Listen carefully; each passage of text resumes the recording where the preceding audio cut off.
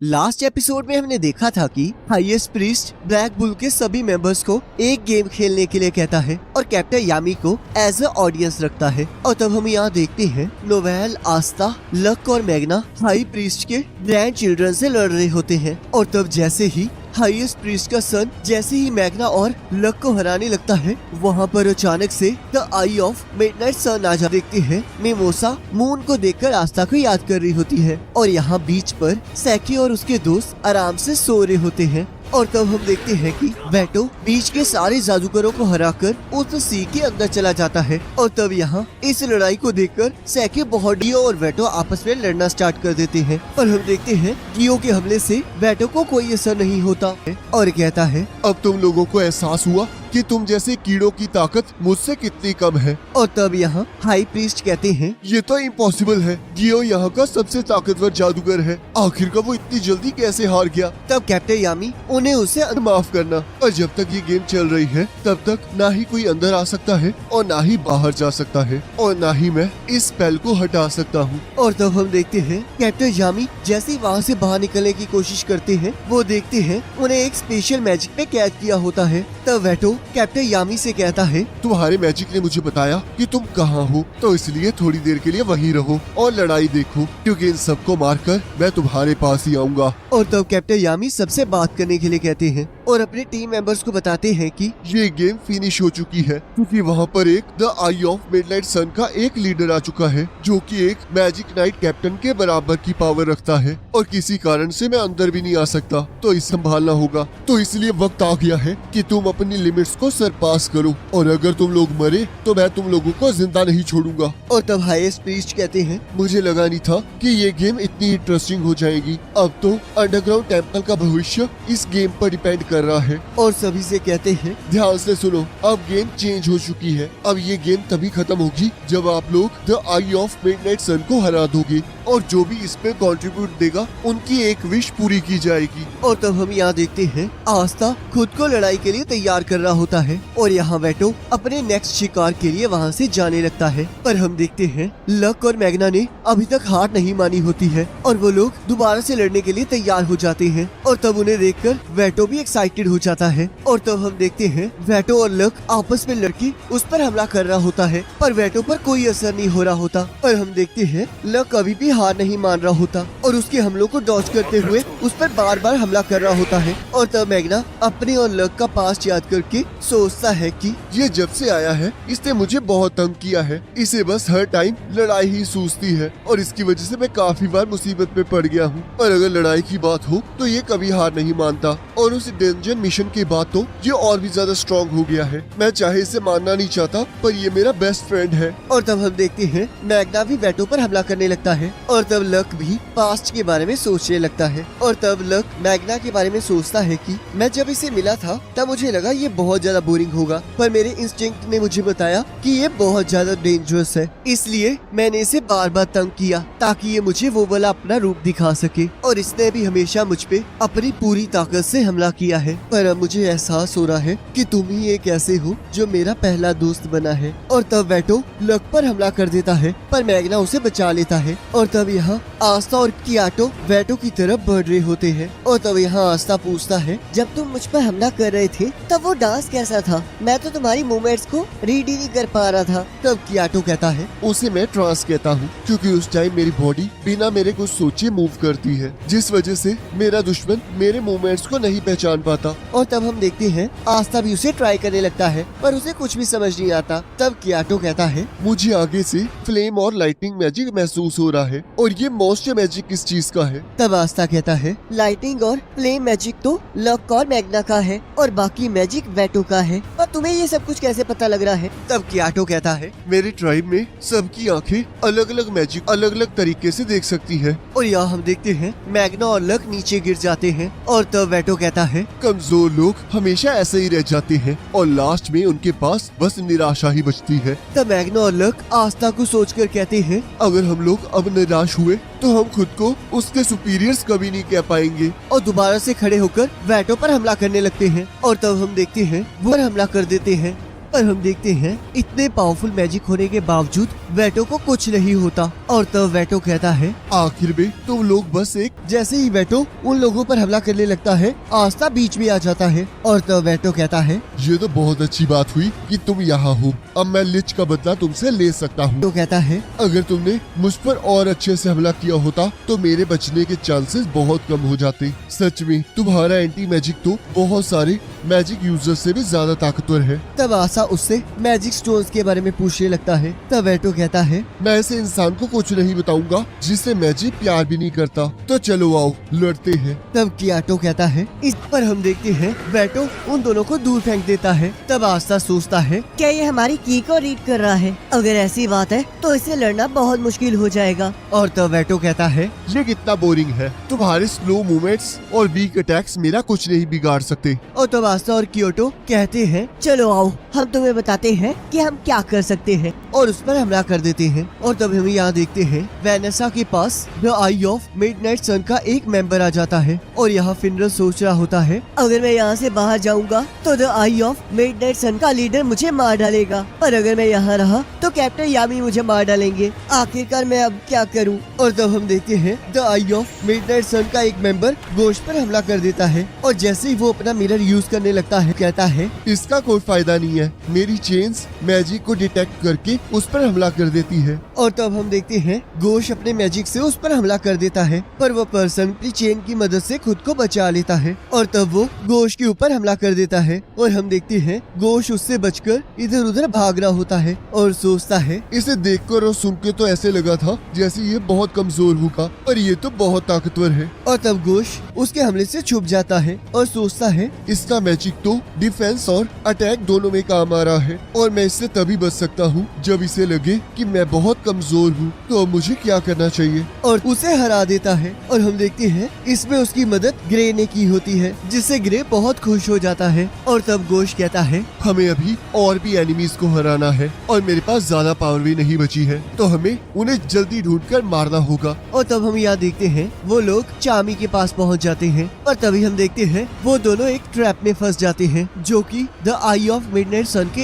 एक पर्सन ने लगाया होता है। और वो उन लोगों का मैजिक एब्जॉर्ब करने लगता है। और तब वो पर्सन कहता है, इसमें तो कितना मजा आ रहा है। मुझे तो बस एक ट्रैप लगाना है और इंतजार करना है कि कोई यहाँ आकर उसमें फंस जाए, और अब मैं तुम लोगों का मैजिक एब्जॉर्ब कर लूंगा और उसके बाद तुम्हें हराना बहुत आसान हो जाएगा। तब गोश सोचता है, इसने तो मेरी ग्रीमवॉर को भी पकड़ लिया है, अब तो मैं अपना मैजिक भी नहीं यूज कर सकता। और तब वो चाबी को उठने के लिए कहता है। और तब हम देखते हैं ग्रे जोर जोर से चिल्लाने लगता है। और तब गोश सोचता है, ग्रे भी कुछ नहीं कर सकता और चामी भी सो रही है, ये दोनों सच में यूजलेस है। तो लगता है मुझे ही कुछ करना होगा। और तभी उसे आस्था की टीम वाली बात याद आती है। और तब गोश ग्रे को कुछ सोचने के लिए कहता है ताकि वो उसे हरा सके। और तब गोश ग्रे को कुछ आइडिया देता है। और तब हम देखते हैं ग्रे अपने ट्रांसफॉर्म मैजिक से एक पत्थर को मीट में बदल देता है। और तब गोश चिल्ला चिल्ला के चामी से कहता है, ध्यान से देखो, कोई तुम्हारा खाना चुरा रहा है। और तभी हम देखते हैं चामी को ये सुनकर गुस्सा आ जाता है। और हम देखते हैं इससे पहले कि वो पर्सन कुछ करे, चामी उसे बहुत बुरी तरह मारती है। और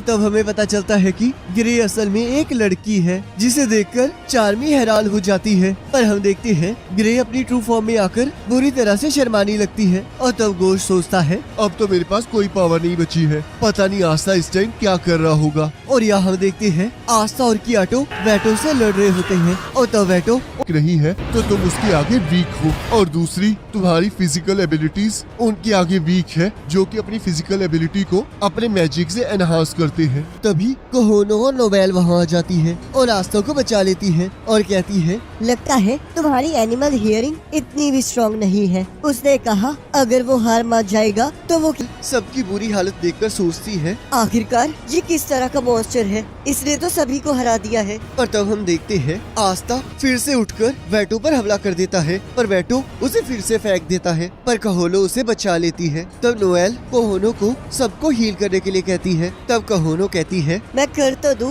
पर तुम्हें क्या लगता है कि ये हमें ये करने देगा? और तब कोहोनो अपने भाई को आवाज लगाती है और उसे अपना प्रॉमिस याद कराती है। और तब हम देखते हैं कि आटो को होश आ चुका होता है और वो सोचता है, अगर मैंने अपने डांस मैजिक से इसके हमले को डॉज ना किया होता तो मेरा सिर धड़ से अलग हो चुका होता। पर आखिरकार ये किस तरह का मॉन्स्टर है। और तब हम देखते हैं कोहानो और कियाटो अपने मैजिक को मिलाकर एक कॉम्बो स्पेल यूज करते हैं। तब कियाटो हमें बताता है, इस कॉम्बो स्पेल में मैं कोहानो के गाने पर डांस करता हूँ, जिस वजह से मेरा डांस मैजिक और एनहांस हो जाता है और उसके बाद मैं और ज्यादा ताकत से दुश्मनों पर हमला कर सकता हूँ। और तब हम देखते हैं कियाटो वेटो पर हमला कर देता है और इस अटैक से वेटो को थोड़ी थोड़ी चोटें आ रही होती है। तब यहाँ हाई प्रीस्ट कहते हैं, तुम दोनों ये कर सकते हो क्योंकि तुम दोनों ने तो बचपन से ही बहुत हार्ड वर्क किया है और देखना तुम्हारी मेहनत जरूर रंग लाएगी। तब वेटो कहता है, इनका फ्रंटियर मैजिक तो बहुत कमाल का है। तब कोहानो और कियाटो सोचते हैं, ये मैजिक यहाँ के सभी लोगों की प्रेयर से जुड़ा हुआ है, इसलिए ये कभी फेल नहीं हो सकता।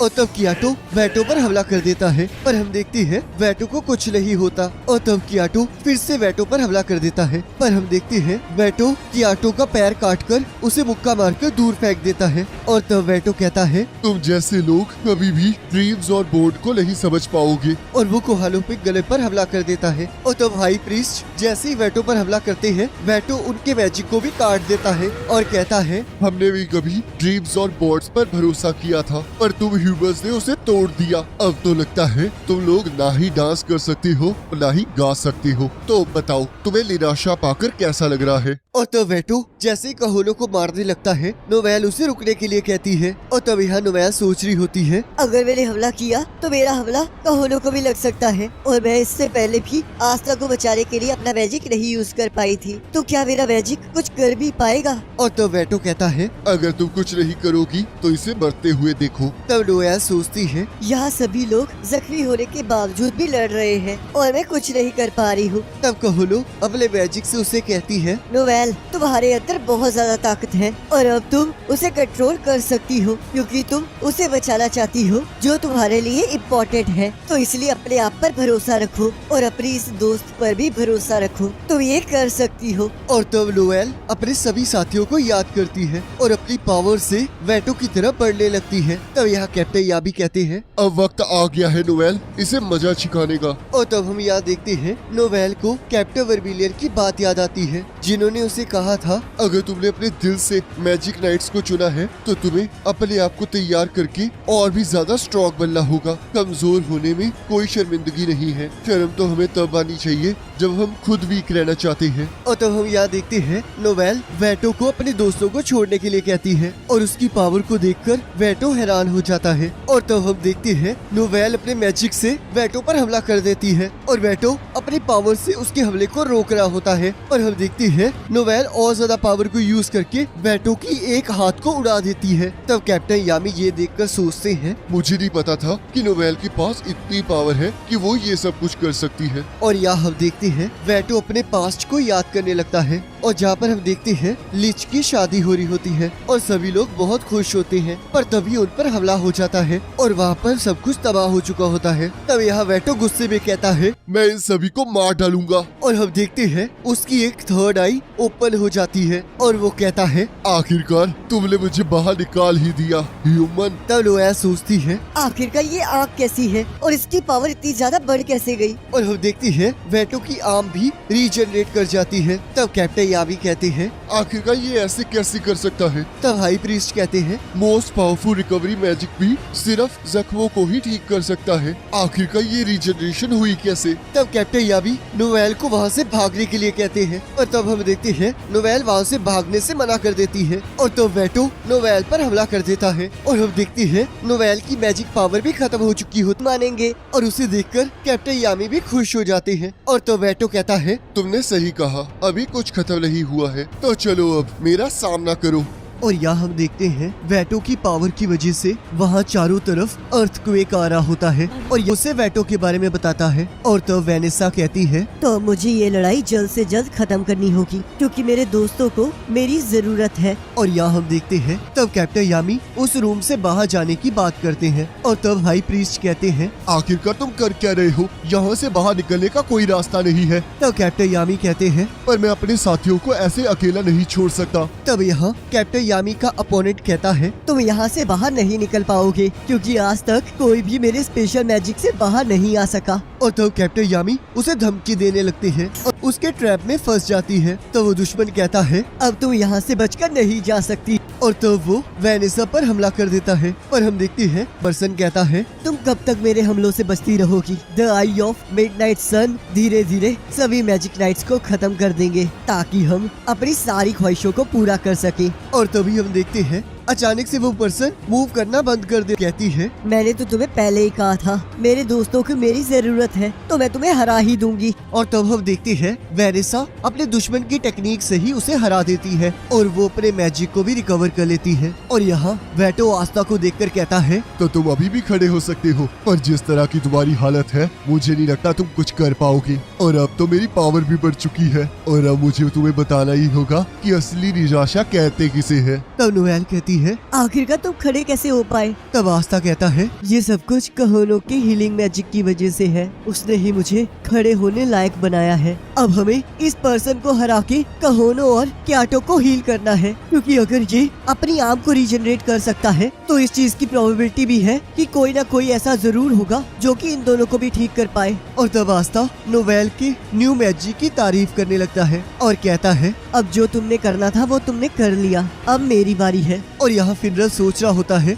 आखिरकार ये पागल इंसान कह क्या रहा है, क्या इसे अपनी हालत दिखाई नहीं दे रही? और सामने वाले को देखो वो कितना ताकतवर है। इसका मतलब लीच ने जो कहा था नहीं लगता कि हम सब मिलकर भी इसे हरा पाएंगे। इसने तो एक एक करके सभी को हरा दिया है। अब मुझे लगता है मुझे यहाँ से भाग जाना चाहिए। और तब फिनरल अपने साथियों को देखकर सोचता है मैं अब इन्हें नहीं बचा सकता और वहाँ से चला जाता है। और तब यहाँ वेटो कहता है आखिरकार तुम कर ही क्या लोगे? तब आस्था कहता है अब जब तुम्हारी तीसरी आँख आ चुकी है तो ज्यादा उड़ो मत। और यहाँ फिनरल सोचता है आस्था उसके पास सच में बहुत ज्यादा पावर है, तुम्हारे पास बस भागने का ही एक ऑप्शन है। तब आस्था कहता है तुमने मुझे कहा था कि मुझे हार माननी नहीं आती और वही मेरी वीकनेस है, और मेरे हिसाब से वही मेरा इकलौता वेपन है, और मैं तब तक हार नहीं मानूंगा जब तक मैं अपनी सारी विशेष को पूरा नहीं कर लेता। तब वेटो हंसते हुए कहता है तो चलो मैं तुम्हें दिखाता हूँ कि तुम्हारा इकलौता वेपन मेरे सामने कहाँ खड़ा होता है।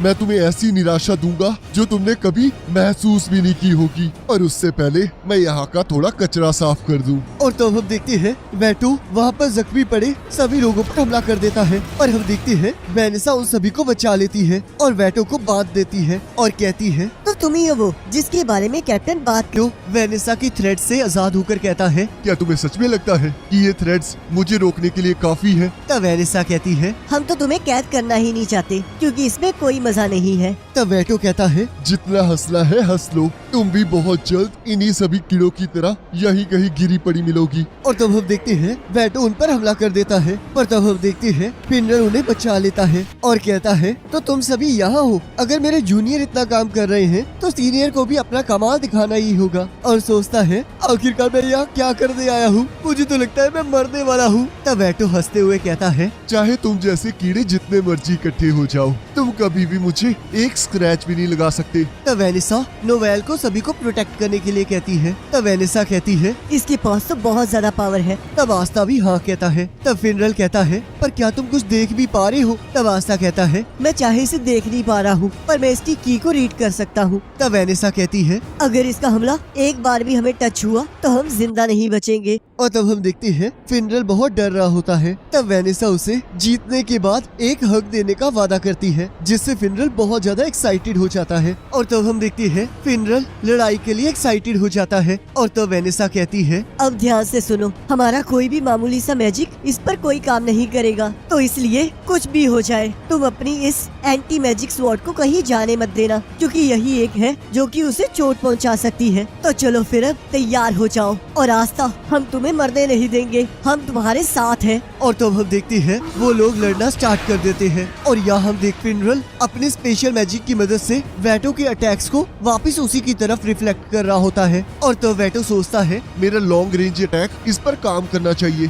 पर ये स्पेशल यूजर और इस लड़की की वजह से मैं इस पर अटैक नहीं कर पा रहा, तो इसलिए मुझे अब इसके करीब जाकर ही लड़ना होगा। और हम देखते हैं वेटो के हर हमले से फिनरल और वेनेसा आस्था को बचा रहे होते हैं। और तब फिनरल वेटो को चकमा देकर आस्था को उसके पास पहुंचा देता है, जिसकी वजह से कहता है मैं तुम्हें इस वेपन से हरा दूंगा। और इसी के साथ एपिसोड खत्म हो जाता है। अब गाइस, अगर आपने ऊपर सैखे और उसके दोस्त जख्मी मैजिक यूजर्स की मदद कर रहे होते हैं, और तब हम देखते हैं ब्लैक बुल्स के सभी लोग कैप्टन यामी की तारीफ करने लगते हैं, पर कैप्टन यामी उन्हें भगा देते हैं। और तब हम देखते हैं हाई प्रीस्ट ब्लैक बुल्स के सभी मेंबर्स को गेम खत्म होने की बधाई देते हैं और उनसे अंडर वाटर टेम्पल को बचाने के लिए थैंक यू कहते हैं और उनसे उनकी एक विश पूछते हैं। और तब कैप्टन यामी कहते हैं हम यहाँ सिर्फ मैजिक स्टोन लेने आए थे, तो बताओ वो कहाँ है। और तब हाई प्रीस्ट कहते हैं आखिरकार ये मैजिक स्टोन क्या होता है, मुझे तो इसके बारे में कुछ नहीं पता है। और तब कैप्टन यामी अपनी तलवार निकालने लगते हैं, पर तभी हम देखते हैं नैरो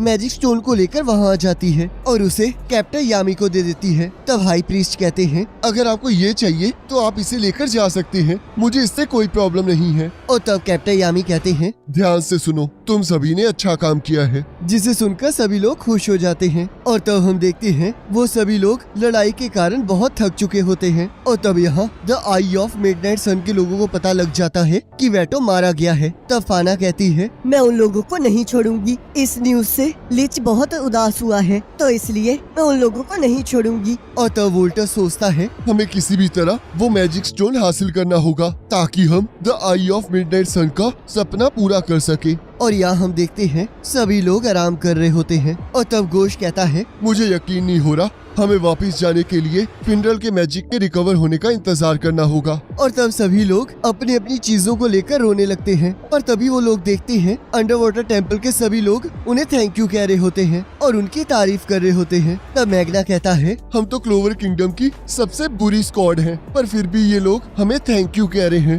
तब लक कहता है तुमने सही कहा, देखो ये कितना अच्छा है, अब तो हमें और भी ज्यादा स्ट्रॉन्ग होना होगा। और तब यहाँ नोवेल कहोनो से कह रही होती है मुझे माफ करना कहोनो, मैं एक फ्रेंड के तौर पर तुम्हारी आवाज को भी नहीं बचा पाई। और तब कहोनो अपने मैजिक की मदद से नोवेल को अपनी फैमिली को बचाने के लिए थैंक यू कहती है और कहती है और याद रखो मैंने अभी भी अपने ड्रीम को नहीं छोड़ा है, देखना एक दिन मैं ठीक हो जाऊंगी और सरफेस पे आकर एक आइडल बनूंगी और तब तुम्हें मुझे वादा करना होगा कि तुम मुझे देखने और मिलने आओगी। और तब नोएल कहती है मैं जरूर आऊंगी। और तब वो दोनों एक दूसरे से प्रॉमिस करती हैं और तब नोएल वहाँ से चली जाती है। और तब हम देखते हैं कि आटो नोएल को देखकर अपनी बहन से उसे इंट्रोड्यूस करवाने के लिए कहता है। तब कहोनो कहती है पर मुझे नहीं लगता वो तुम्हें कभी मिलेगी। और तब यहाँ आस्था इधर उधर घूम रहा होता है और नैरो उसे कैप्टन यामी के पास ले जाती है जो कि वेटो के लिए प्रेयर कर रहे होते हैं। और तब आस्था भी वेटो के लिए फूल लाया होता है और कहता है जो इन्होंने किया है मैं उसके लिए इन्हें कभी माफ नहीं कर सकता,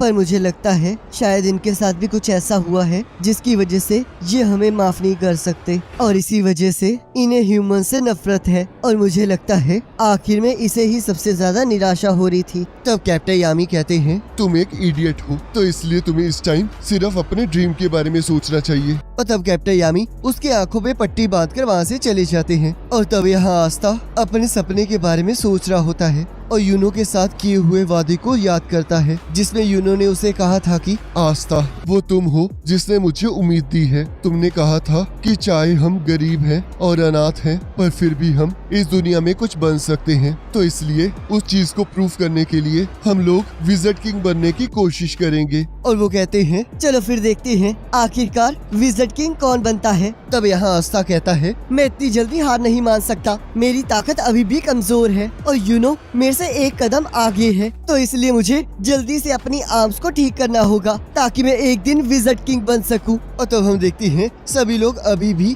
ब्लैक बुल्स को थैंक यू कह रहे होते हैं और यहाँ हम देखते हैं ब्लैक बुल्स वहाँ से जाने वाले होते हैं और तब सभी लोग उन्हें विदा करने आए होते हैं। और यहाँ चामी ने द आई ऑफ मिडनाइट सन के कुछ मेंबर्स को पकड़ा होता है। तब आस्था कहता है कि आटो और कहानो मुझे पूरा यकीन है ऐसा कोई ना कोई मैजिक जरूर होगा जो तुम्हारे पैर और गले को ठीक कर सके और मैं अपने दोनों हाथों को भी ठीक करने की पूरी कोशिश करूंगा और हम दो अपने अपने ड्रीम्स की तरफ बढ़ेंगे। और तब क्योटो और कहोनो भी हार ना मानने की बात करते हैं। और तब हम देखते हैं वो सभी लोग फिनरल के स्पेशल मैजिक की मदद से वहाँ से जाने लगते हैं और तब कहोनो गाने की कोशिश कर रही होती है और तब हम देखते हैं वहाँ के सभी लोग उसका साथ देते हैं और तब आस्था और नोवेल भी वहाँ से चले जाते हैं।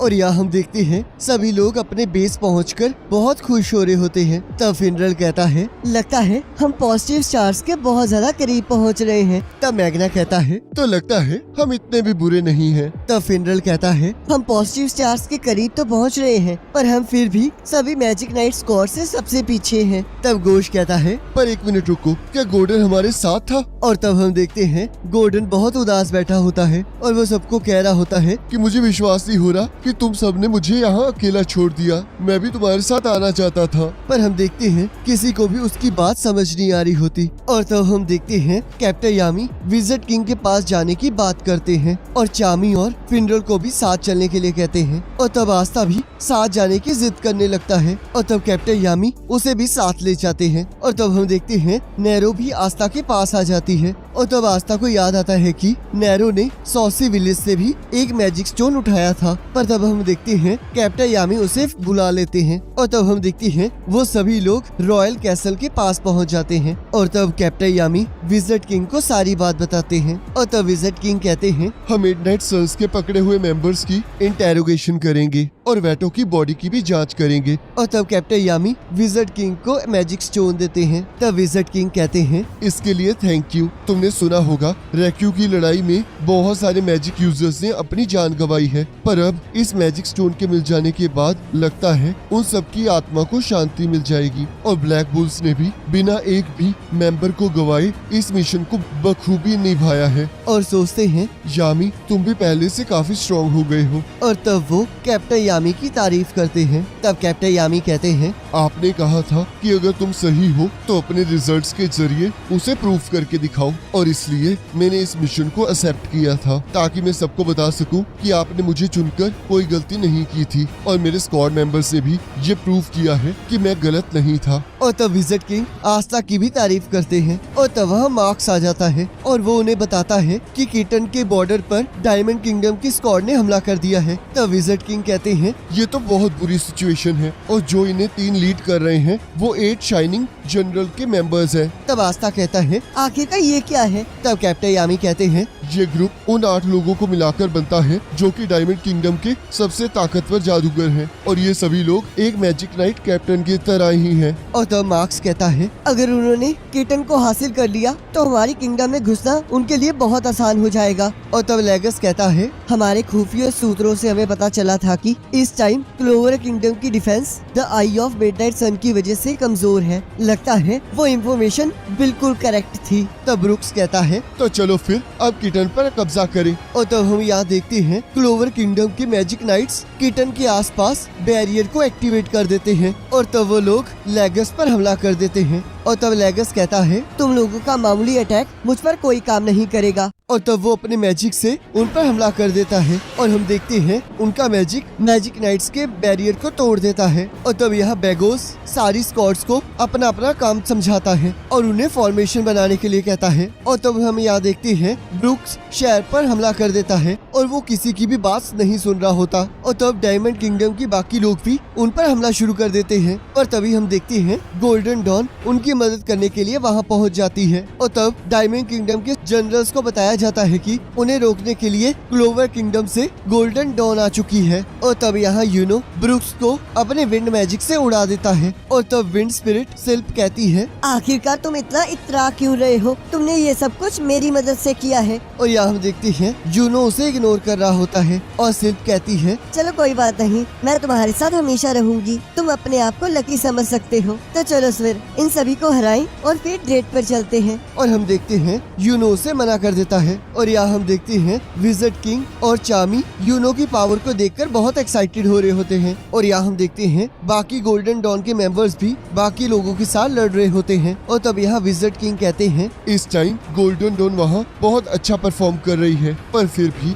दुश्मन बहुत ज्यादा है और अभी सारी मैजिक नाइट स्क्वाड्स किसी न किसी मिशन पर गई हैं। तब कैप्टन यामी खुद जाने की बात करते हैं। तब विजिट किंग कहते हैं, क्या तुम अंडर वाटर टेम्पल से थके नहीं हो? तब कैप्टन यामी कहते हैं, हैं। मैं इस टाइम इनविंसिबल फील कर रहा हूँ और वैसे भी मुझे वहाँ जाकर कुछ चेक करना है। और तब यहाँ विजिट किंग कैप्टन यामी को वहाँ भेजने के लिए मान जाते हैं। और तब यहाँ आस्था भी कैप्टन यामी के साथ जाने की बात करता है, पर कैप्टन यामी आस्था की हालत को देखकर उसे वहाँ जाने से मना कर देते हैं। और तब चामी कहती है, आप इसकी चिंता मत कीजिए, मैं इसे सेफ रखूंगी। और तब कैप्टन यामी उन्हें ले जाने के लिए मान जाते हैं। और तब चामी अपने प्रिंस से मिलने के लिए काफी एक्साइटेड हो जाती है। और यहाँ हम देखते हैं यूनो और बाकी सभी अपने दुश्मनों का अच्छे से सामना कर रहे होते हैं। और तब यहाँ कैप्टन विलियम यूनो की तारीफ करते हैं। और तब वाइस कैप्टन लैंग्रेस कहता है, मुझे यकीन नहीं हो रहा कि एक कॉमनर इतना अच्छा परफॉर्म कर पा रहा है। तब कैप्टन विलियम कहते हैं, तो चलो फिर डायमंड किंगडम के मैजिक यूजर्स को बताया जाए कि उन्होंने क्लोवर किंगडम में घुसकर कितनी बड़ी गलती है। फिनरल कुछ लड़कियों को इम्प्रेस करने की कोशिश कर रहा होता है, पर तभी वहाँ कैप्टन यामी आ जाते हैं, जिन्हें देखकर वो सभी लड़कियाँ वहाँ से भाग जाती हैं। और तब कैप्टन यामी उसे उन सभी को किटन ले जाने के लिए कहते हैं। और तब हम यहाँ देखते हैं ब्रुकोस और यूनो लड़ने के लिए तैयार होते हैं। और तब लेकोस ब्रुक्स की मदद करने के लिए वहाँ आ जाता है, पर ब्रुक्स उन सभी को मना कर रहा होता है। और तब लेगोस कहता है, लगता है यहाँ के लोगों को इस पर बहुत भरोसा है, तो चलो देखें ये खुद को और इन लोगों को बचा सकता भी है या नहीं। और यूनो पर हमला कर देता है। और तब हम देखते हैं यूनो बड़ी आसानी से लेगोस के हमले और बैरियर को दोनों को तोड़ देता है। तब यूनो कहता है, तुम ये जानना चाहते थे ना कि मैं खुद को बचा सकता हूँ या नहीं, तो ये मेरा जवाब है। तो चलो देखते हैं कि तुम खुद को और अपने दोस्तों को बचा सकते हो या नहीं। और तब लेगोस कहता है, आखिरकार ये मेरा मजाक कैसे उड़ा सकता है, अब तो इसे मुझे छिपाना ही होगा। और तब हम देखते हैं ब्रुक्स और लेगोस यूनो को लेकर आपस में लड़ने लगते हैं। और तब यहाँ लोटस यूनो को देखकर कहता है, देखो इससे, ये पहले से कितना ज्यादा ताकतवर हो गया है। ये बच्चे आखिरकार कितने जल्दी बड़े हो जाते हैं। और तब हम यहाँ देखते हैं गोल्डन डोन के बहुत से मेंबर्स बाकी लोगों के साथ लड़ रहे होते हैं। और यहाँ काफी लोग येगोस के हमले से बेहोश हो चुके होते हैं। तब येगोस एक मैजिक यूजर पर हमला करके कहता है, मेरा ये स्पेल जिसे भी टच करता है उसका मैजिक अपने आप कम होने लगता है, और जिस वजह से कोई भी मेरे मैजिक से नहीं निकल पाता है। और तब हम देखते हैं उसके साथ लड़ने के लिए लैंग्रेस आ जाता है और उस पर हमला करके कहता है, तुम्हारी स्पेल काफी ज्यादा अच्छी है, पर ये मेरे सामने बहुत कमजोर है। और तब येगोस कहता है, आखिरकार ये किस तरह का मैजिक है, क्या ये स्पेशल मैजिक है? तब यहाँ लोटस कहता है, ये पर्सन तो गोल्डन डॉन का लीडर है, पर आखिरकार ये वहाँ पर खड़े होकर कर क्या रहा है? इसकी ग्रिमोर तो ओपन है, तो इसका मतलब ये किसी तरह का मैजिक ही परफॉर्म कर रहा होगा। पर मुझे तो यहाँ आसपास पेड़ की कुछ रूट सी दिखाई दे रही है। और तब लोटस जैसे ही उन रूट्स को हाथ लगाता है और तब वो हैरान हो जाता है और सोचता है, क्या ये दूसरों लोगों का मैजिक एब्जॉर्ब कर रहा है? और तब वो सभी जनरल्स को बताता है कि गोल्डन डॉन का कैप्टन एक लार्ज स्केल मैजिक यूज करने वाला है जो कि पूरे किटन को कवर कर सकता है। और तब हम देखते हैं कैप्टन विलियम अपना मैजिक एक्टिवेट कर देते हैं और तब वहाँ एक बहुत बड़ा ट्री उग जाता है जो कि डायमंड किंगडम के सभी मेंबर्स को पकड़ना शुरू कर देता है। और तब हम यहाँ देखते हैं कैप्टन यामी और उनकी टीम भी वहाँ पहुँच जाती है। तब आस्था कहता है, आखिरकार ये हम कहाँ आ गए हैं और आखिरकार यहाँ इतना बड़ा पेड़ क्या कर रहा है? तब कैप्टन यामी कहते हैं, लगता है कैप्टन विलियम ने यहाँ सब कुछ संभाल लिया है और उन्हें अब हमारी यहाँ जरूरत नहीं है। तब आस्था कहता है, तो चलिए फिर अब हम वापस चलते हैं। तब कैप्टन यामी कहते हैं, अभी नहीं, मुझे यहाँ पर कुछ देखना है और तुम लोग अब बाकी लोगों की मदद करना। और तब कैप्टन यामी वहाँ से चले जाते हैं। और तब हम यहाँ देखते हैं आस्था, चामी और फिनरल लोगों की मदद कर रहे होते हैं। और तब हम यहाँ देखते हैं आसमान में यूनो और लेगस आपस में लड़ रहे होते हैं और वो दोनों एक दूसरे को कड़ी टक्कर दे रहे होते हैं। और तब लेगोस सोचता है, मुझे मानना पड़ेगा ये लड़का सच में बहुत स्ट्रॉन्ग है, पर मैं भी एक जनरल हूँ तो मैं इतनी आसानी से हार नहीं मान सकता। और तब हम देखते हैं वो दोनों अपनी पूरी ताकत से एक दूसरे पर हमला कर देते हैं और यूनो लेगोस को हरा देता है। और तब यहाँ यूनो आस्था से मिलने आ जाता है। और तब फिनरल सोचता है, इसने तो आस्था के साथ ही ज्वाइन किया था और देखो ये कितना स्ट्रॉन्ग हो चुका है और ये लड़कियों में भी बहुत पॉपुलर है। और तब यूनो कहता है, तो आस्था तुम यहाँ क्या कर रहे हो और तुम्हें इतनी चोटें क्यों लगी है? पर अगर ये बैटल की वजह से है तो इसका मतलब तुम पहले से काफी स्ट्रॉन्ग हो चुके हो, पर मैं हारूंगा नहीं आस्था। तब आस्था कहता है, चिंता मत करो, मैं भी तुमसे नहीं हारूंगा। तब फिनरल सोचता है, ये गोल्डन डॉन की एलीट स्क्वाड में है, पर ये फिर भी आस्था के साथ कम्पीट कर रहा है। पर लगता है ये लोग काफी अच्छे राइवल्स बनेंगे। और तब वहाँ क्लाउस भी आ जाता है और आस्था का हालचाल पूछने लगता है। और तब मिमोसा अपने मैजिक से आस्था को ठीक करने लगती है, पर आस्था उसे बाकी लोगों की मदद करने के लिए कहता है। और तब क्लाउस यूनो को आस्था का ख्याल रखने का कहकर वहाँ से चला जाता है। और यहाँ हम देखते हैं ब्रुक्स कैप्टन विलियम के पास पहुँच जाता है और कहता है, मैंने तुम्हें पूरी तरह से अंडर एस्टिमेट किया। मुझे लगा ही नहीं था कि तुम्हारे पास इतनी ज्यादा पावर होगी। और तब कैप्टन विलियम ब्रुक्स को वापस जाने के लिए कहते हैं, पर वो मना कर देता है और कैप्टन विलियम को पकड़ लेता है। पर हम देखते हैं कैप्टन विलियम उसे अपने मैजिक से पकड़ लेते हैं। और तब लोटस पीछे से कैप्टन विलियम पर हमला कर देता है, पर कैप्टन यामी उन्हें बचा लेते हैं। और तब वोल्टस सोचता है, मुझे तो लगा था मैं इस हमले से गोल्डन डॉन के कैप्टन को हरा दूंगा, पर लगता है अब मुझे इस दूसरे पर्सन से लड़ना होगा। पर जब मैं इससे पिछली बार लड़ा था तब ये इतना स्ट्रॉन्ग नहीं था। और तब कैप्टन यामी लोटस को लड़ने के लिए कहते हैं, पर हम देखते हैं वो अपने साथियों को लेकर वहाँ से भाग जाता है। और तब कैप्टन यामी कैप्टन विलियम से कुछ बात करने के लिए कहते हैं और कहते हैं, तो क्या तुम्हारे पास सिर्फ यही एक मैजिक है? तब कैप्टन विलियम कहते हैं, आखिरकार तुम कहना क्या चाहते हो? तब कैप्टन यामी कहते हैं, मैं एक ऐसा इंसान हूँ जो कि अपने गट्स पर चलता है, तो क्या तुम अपना मास्क हटा सकते हो? और तब हम यहाँ देखते हैं यूनो आस्था का हालचाल पूछ रहा होता है और शिल्प ये देखकर हैरान हो रही होती है कि यूनो किसी से हंसकर भी बात कर सकता है। तब शिल्प पूछती है, आखिरकार ये कौन है? तब यूनो कहता है, हम दोनों बचपन से साथ रहते थे। जिसे सुनकर शिल्प पूरी तरह से शॉक हो जाती है। और तब हम देखते हैं टामी यूनो को उसका खाना बचाने के लिए गिफ्ट देती है। तब शिल्प सोचती है, आखिरकार अब ये कौन है और इसकी क्या कहानी है? पर इसे देखकर लग रहा है मुझे इससे कोई खतरा नहीं है। तब यूनो कहता है, पिछली बार तुम्हारे ऊपर गिरने के लिए माफ कर देना। जिसे सुनकर शिल्प दोबारा से शॉक हो जाती है और तब वो चामी को यूनो से दूर हटाने लगती है और कहती है, आखिरकार ये दोनों है कौन? और तुम लोग एक बात समझ लो, यूनो सिर्फ मेरा है। और तब हम देखते हैं वो और चामी आपस में लड़ने लगते हैं। और तब चामी शिल्प को खाने के लिए उसके पीछे भागने लगती है। और तब हम देखते हैं फिनरल भी वहाँ आ जाता है। और तब आस्था फिनरल को यूनो से इंट्रोड्यूस करवाता है। और तब हम देखते हैं लैंग्रेस भी वहाँ आ जाता है और अपने भाई की बुराइयां करने लगता है। तब आस्था पूछता है, आखिरकार ये कौन है? तब फिनरल कहता है, ये मेरा छोटा भाई है। तब यूनो कहता है, ये गोल्डन डॉन का वाइस कैप्टन है। तब लैंग्रेस कहता है, तुम तो अभी भी बहुत ज्यादा बेकार हो और यही वो कारण है जिसकी वजह से तुम्हारी जगह मुझे फैमिली ने वारिस चुना है। और तब आस्था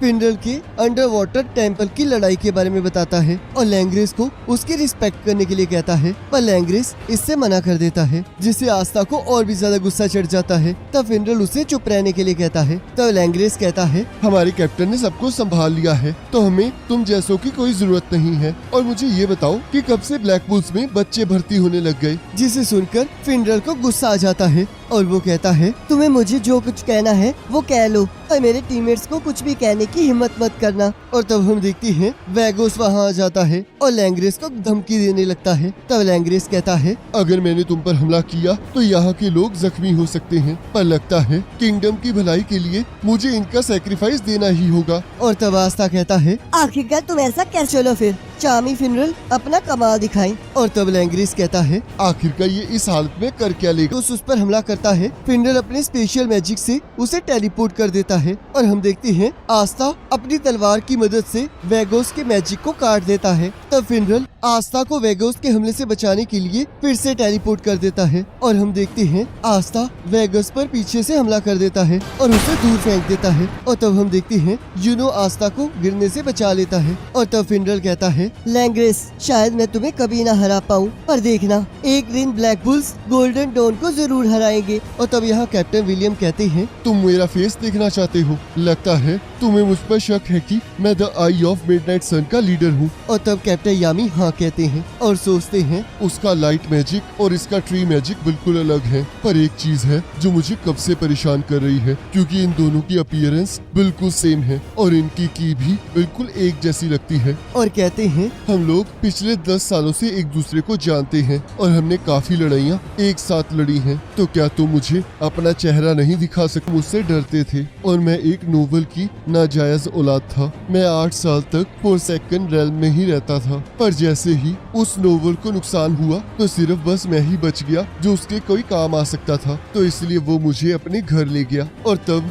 मेरे ट्री मैजिक को बहुत पसंद किया गया, पर फिर भी मुझे कोई नहीं देखना चाहता था। तब कैप्टन यामी कहते हैं, तुम्हारा बचपन तो सच में बहुत दुख भरा था। तब कैप्टन विलियम कहते हैं, सही कहा। और इसी बीच में मैं जूलियस से मिला जिसे मेरी अपीयरेंस से कोई फर्क नहीं पड़ा और वो बस मेरे मैजिक को लेके ही एक्साइटेड था। और तब यहाँ विज़र्ड किंग कैप्टन विलियम को मैजिक नाइट स्क्वाड को ज्वाइन करने के लिए कहते हैं। और तब कैप्टन विलियम कहते हैं, मैं ये करना तो चाहता हूँ पर मेरे फेस की वजह से मैं ये कर नहीं पाऊंगा। तब विज़र्ड किंग कहते हैं, अगर तुम्हारी यही प्रॉब्लम है तो मैं तुम्हें ये मास्क देता हूँ। और तब कैप्टन विलियम कहते हैं, और वही एक दिन था जिस दिन मैंने विज़र्ड किंग का साथ देने की कसम खा ली थी। तब कैप्टन यामी सोचते हैं, इसकी अपीयरेंस को देखकर लग रहा है जैसे कि ये हमें धोखा नहीं दे रहा है और इसकी की मुझे बता रही है कि ये झूठ भी नहीं बोल रहा है, तो इसका मतलब शायद मुझे ही कुछ गलत लगा था। और तब कैप्टन यामी कैप्टन विलियम से अपने बिहेवियर के लिए माफी मांगते हैं। और तब यहाँ कैप्टन विलियम को उनके टीम मेंबर बताते हैं कि डायमंड किंगडम के बाकी लोग यहाँ से जा चुके हैं। और तब कैप्टन विलियम अपने टीम मेंबर्स को बाकी लोगों की मदद करने के लिए कहते हैं। और तब यहाँ फिनरल कहता है, लगता है यहाँ पर सारी लड़ाई खत्म हो चुकी है, तो चलो अब कैप्टन यामी को ढूंढा जाए। और तब हम यहाँ देखते हैं जैसे ही चामी यूनो के पास आती है वो और सिल्क फिर से लड़ना स्टार्ट कर देते हैं। और तब फिनरल चामी और आस्था को लेकर वहाँ से चला जाता है। और तब यहाँ लैंग्रेस कहता है, तुम्हें अपने दोस्त चुनने से पहले ध्यान से सोच लेना चाहिए यूनो। क्या तुम्हें ऐसे लोगों के साथ रहने में शर्म नहीं आती है? तब यूनो कहता है, पर मुझे ऐसा क्यों लगेगा, आस्था मेरा राइवल है और मुझे उस पर पूरा गर्व है। और तब लैंग्रेस हंसते हुए कहता है, क्या राइवल? क्या तुम मजाक कर रहे हो? क्या तुम लोग किसी तरह का कोई कंपटीशन कर रहे हो? तब यूनो हाँ कहता है। और तब यहाँ फिनरल भी यही सवाल पूछ रहा होता है। और तब वो दोनों कहते हैं, हम दोनों एक दिन जरूर आमने सामने होंगे क्योंकि हम दोनों ही विज़र्ड किंग बनना चाहते हैं। और तब लैंग्रेस हंसने लगता है और कहता है, क्या तुम मजाक कर रहे हो? क्या तुमने कभी ये सुना है कि कभी एक आम सा इंसान विज़र्ड किंग बना हो? तब यूनो कहता है, और ये कहाँ लिखा है कि कोई आम इंसान विज़र्ड किंग नहीं बन सकता और उसके लिए मैं सबसे पहले गोल्डन डॉन का कैप्टन बनूंगा। तब लैंग्रेस कहता है, तो इसका मतलब तुम तो पूरी तरह से मुझे इग्नोर कर रहे हो। और तब जैसे ही क्लाउस वहाँ आता है वो दोनों वहाँ से चले जाते हैं। और तब यहाँ मार्क्स किटन के सेफ होने की न्यूज विज़र्ड किंग को देता है। और तब विज़र्ड किंग सोचते हैं, आखिरकार मुझे समझ नहीं आ रहा कि उन्होंने आखिरकार किटन पर हमला ही क्यों किया था। आखिरकार वो लोग चाहते ही क्या थे। और तब हम यहाँ देखते हैं लोटस बैटल की सारी इंफॉर्मेशन किसी को दे रहा होता है। तब वो पर्सन कहता है, उनके पास तो काफी ज्यादा अच्छे मैजिक हैं और मुझे लगता है उन जनरल्स की बारी भी खत्म हो चुकी है और अब हम जैसे मेज वॉरियर्स को न्यू जनरल्स की जगह लेनी